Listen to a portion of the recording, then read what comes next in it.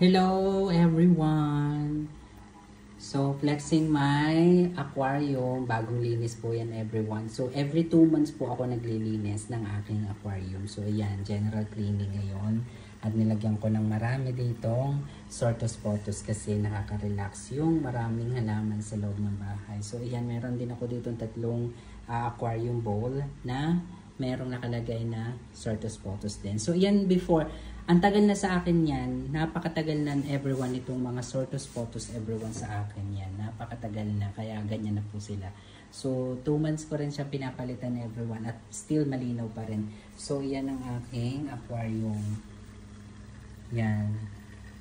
Kitang-kita nyo pa ang aking neon pink na case everyone. So, ayan. So, naandoon yun. Kung makikita nyo to sa taas. Yan, nasa sa taas po siya.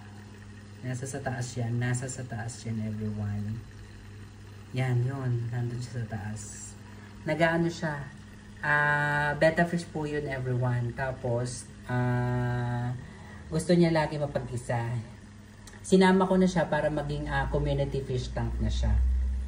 Kasi iba-iba naman meron. Kasi namatay 2 days ago yung violet na sapsap na maliit. So yun, pink na lang natitira. Tsaka mga goldfish and common fish. Yun lang everyone. Thank you so much.